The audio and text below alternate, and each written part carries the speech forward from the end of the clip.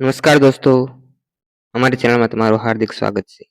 પર્યાવરણ એ આપણા જીવનનો આધાર છે. આપણે જ્યાં રહીએ છીએ, શ્વાસ લઈએ છીએ, પાણી પીએ છીએ, ખોરાક મેળવીએ છીએ અને જીવનની તમામ પ્રવૃત્તિઓ કરીએ છીએ, તે સમગ્ર કુદરતી અને માનવ સર્જિત આસપાસનું વાતાવરણ પર્યાવરણ કહેવાય છે.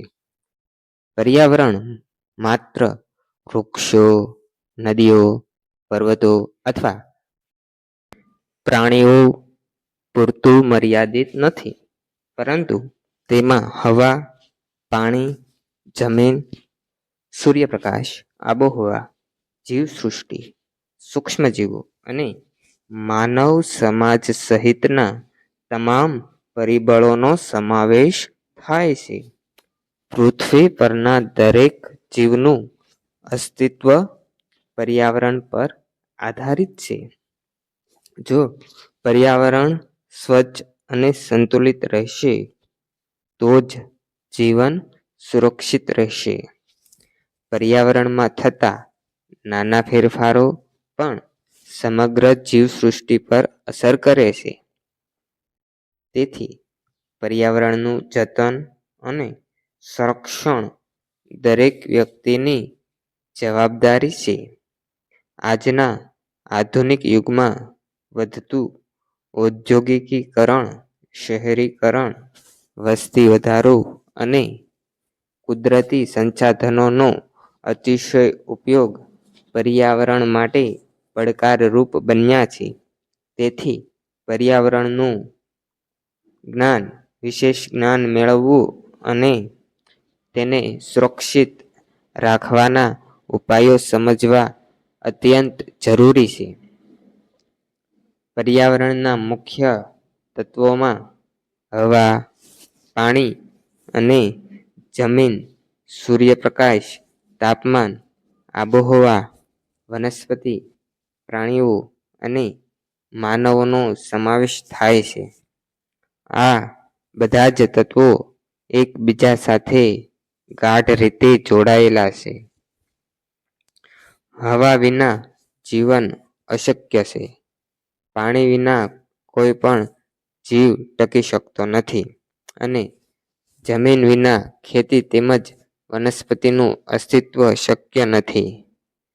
સૂર્યપ્રકાશ છોડને પ્રકાશ સંશ્લેષણ માટે ઉર્જા આપે છે અને તેનાથી સમગ્ર ખોરાક અને આહાર શૃંખલાનો આરંભ થાય છે. વરસાદ, પવન અને ઋતુઓના ફેરફારો પણ પર્યાવરણના મહત્વપૂર્ણ ભાગો છે. જો આ તત્વોમાંથી કોઈ એકમાં અસંતુલન સર્જાય, તો તેની અસર સમગ્ર પર્યાવરણ પર જોવા મળે છે. તેથી પર્યાવરણને એક સંકલિત વ્યવસ્થા તરીકે સમજવું જરૂરી છે. પર્યાવરણમાં રહેલા પદાર્થોને સામાન્ય રીતે ઘન, પ્રવાહી અને વાયુ એમ 3 અવસ્થામાં વર્ગીકૃત કરવામાં આવે છે. ઘન પદાર્થોનું પોતાનું નિશ્ચિત આકાર અને કદ હોય છે. પથ્થર, માટી, લાકડું, ધાતુ, બરફ અને ખનિજો ઘન પદાર્થોના ઉદાહરણો છે. જમીનની રચના, પર્વતો, ખડકો અને વૃક્ષોના થડ જેવા ઘટકો ઘન અવસ્થાના ઉત્તમ ઉદાહરણો છે. ઘન પદાર્થો પર્યાવરણમાં સ્થિરતા પ્રદાન કરે છે અને અનેક જીવો માટે રહેઠાણનું કાર્ય કરે છે. જમીનમાં રહેલા વિવિધ ખનિજ તત્વો છોડના વિકાસ માટે જરૂરી પોષક તત્વો પૂરા પાડે છે. ઘન પદાર્થો વિના કૃષિ, રહેઠાણ, ઉદ્યોગ અને પરિવહન જેવી માનવ જીવનની પ્રવૃત્તિઓ શક્ય બની શકતી નથી. પ્રવાહી પદાર્થોમાં મુખ્યત્વે પાણીનું વિશેષ મહત્વ છે. પાણીનો પોતાનો નિશ્ચિત આકાર હોતો નથી, પરંતુ જે પાત્રમાં રાખવામાં આવે છે તે પ્રમાણે તેનો આકાર બદલાય છે. નદીઓ, સરોવરો, સમુદ્રો અને મહાસાગરો, તળાવો અને ભૂગર્ભ જળ પૃથ્વી પરના પાણીના મુખ્ય સ્ત્રોતો છે. પાણી દરેક જીવ માટે અનિવાર્ય છે. છોડ પાણી દ્વારા પોષક તત્વો શોષે છે અને પ્રાણીઓ તથા મનુષ્ય જીવન જાળવવા માટે પાણીનો ઉપયોગ કરે છે. પાણીનો ઉપયોગ પીવા, ખેતી, ઉદ્યોગ, વીજ ઉત્પાદન, સ્વચ્છતા અને પરિવહન માટે થાય છે. પાણી ચક્ર દ્વારા પાણી સતત બાષ્પીભવન, સંઘનન અને વર્ષાના સ્વરૂપમાં ફરી ફરીને પર્યાવરણમાં સંતુલન જાળવે છે. પાણીનું પ્રદૂષણ સમગ્ર જીવસૃષ્ટિ માટે ગંભીર જોખમ છે. તેથી પાણીનો યોગ્ય ઉપયોગ અને સંરક્ષણ કરવો ખૂબ જ જરૂરી છે. વાયુ અવસ્થામાં રહેલા પદાર્થોનું હવામાં વિશેષ મહત્વ છે. હવા વિવિધ વાયુઓનું મિશ્રણ છે, જેમાં nitrogen, oxygen, carbon dioxide, organ અને અન્ય વાયુઓનો સમાવેશ થાય છે. ઓક્સિજન છે એ વાયુ શ્વસન માટે ખૂબ જ જરૂરી છે, જ્યારે છોડ છે એ કાર્બન ડાયોક્સાઇડનો ઉપયોગ પ્રકાશ સંશ્લેષણ માટે કરે છે. નાઇટ્રોજન છે એ જમીનની ફળદ્રુપતા જાળવવામાં મહત્વની ભૂમિકા ભજવે છે. હવા પૃથ્વીનું તાપમાન સંતુલિત રાખે છે અને હવામાન તથા વરસાદ જેવી કુદરતી પ્રક્રિયાઓમાં સહાય કરે છે. જો હવા પ્રદૂષિત બને તો શ્વસન સંબંધિત અનેક રોગો ફેલાય અને પર્યાવરણનું સંતુલન બગડે છે. તેથી શુદ્ધ હવા જાળવવી માનવજાત માટે અત્યંત આવશ્યક છે. પર્યાવરણમાં રહેલા તત્વોને સજીવ અને નિર્જીવ એમ બે મુખ્ય ભાગોમાં વહેંચવામાં આવે છે. સજીવ તત્વોમાં મનુષ્ય, પ્રાણીઓ, પક્ષીઓ, માછલીઓ, જીવજંતુઓ, છોડ, વૃક્ષો, ફૂગ અને સૂક્ષ્મજીવોનો સમાવેશ થાય છે. સજીવોમાં વૃદ્ધિ, પ્રજનન, શ્વસન, પોષણ અને અનુકૂલન જેવી જીવન પ્રક્રિયાઓ જોવા મળે છે. દરેક સજીવનું પર્યાવરણમાં પોતાનું વિશિષ્ટ સ્થાન અને મહત્વ હોય છે. કેટલાક સજીવો ઉત્પાદક હોય છે, કેટલાક ઉપભોક્તા હોય છે અને કેટલાક વિઘટકો તરીકે કાર્ય કરે છે. આ ત્રણેય મળીને કુદરતમાં સંતુલન જાળવે છે.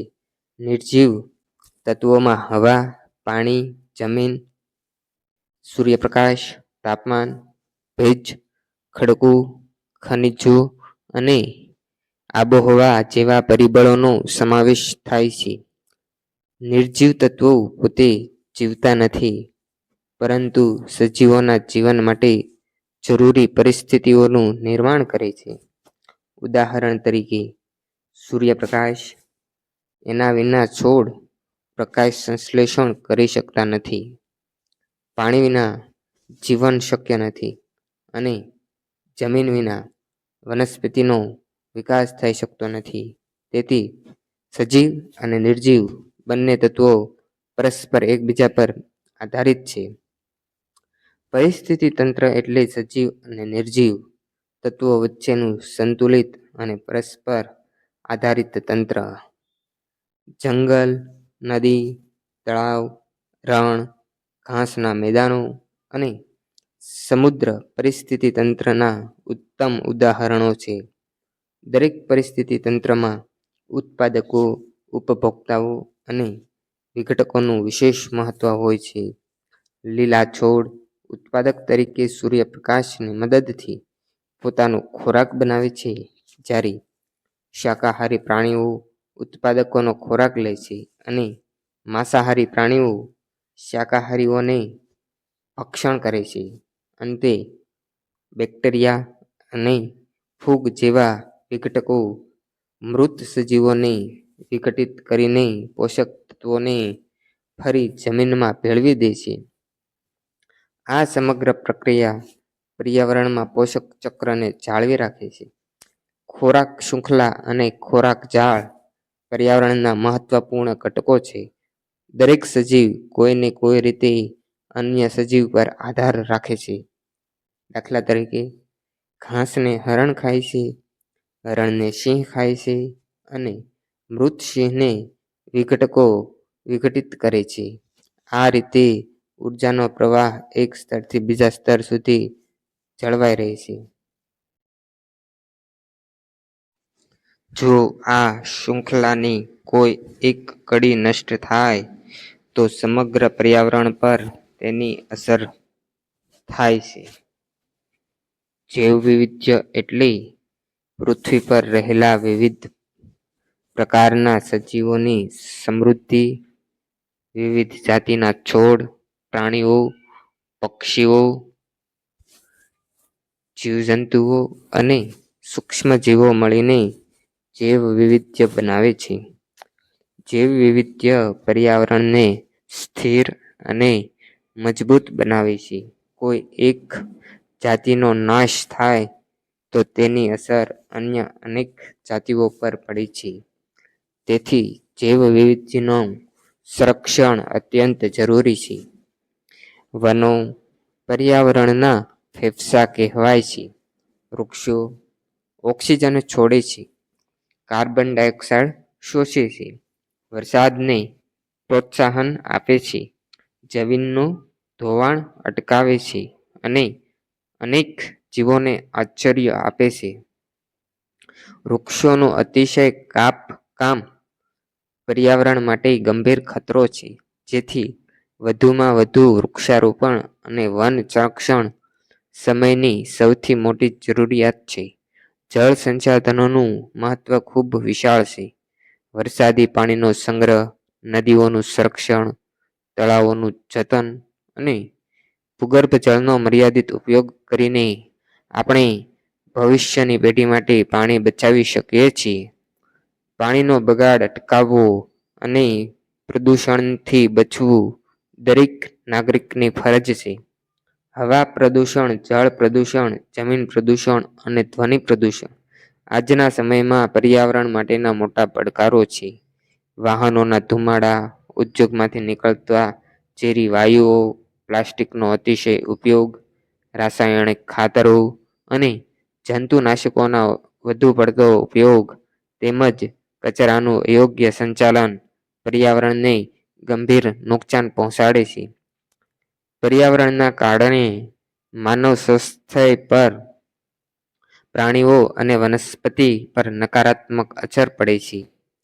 વૈશ્વિક તાપમાનમાં વધારો, ગ્રીનહાઉસ અસર, ઓઝોન સ્તરનું નુકસાન અને આબોહવા પરિવર્તન જેવા પ્રશ્નો સમગ્ર વિશ્વ માટે ચિંતાનો વિષય છે. વધતા તાપમાનને કારણે હિમનદીઓ પીગળી રહી છે, દરિયાની સપાટી વધી રહી છે અને અનિયમિત વરસાદ, દુષ્કાળ તથા વાવાઝોડા જેવી કુદરતી આપત્તિઓમાં વધારો થઈ રહ્યો છે. આ સમસ્યાઓનો સામનો કરવા માટે વિશ્વના તમામ દેશોએ મળીને પર્યાવરણ સંરક્ષણ માટે જરૂરી પ્રયત્નો કરવા ખૂબ જ જરૂરી બની ગયું છે.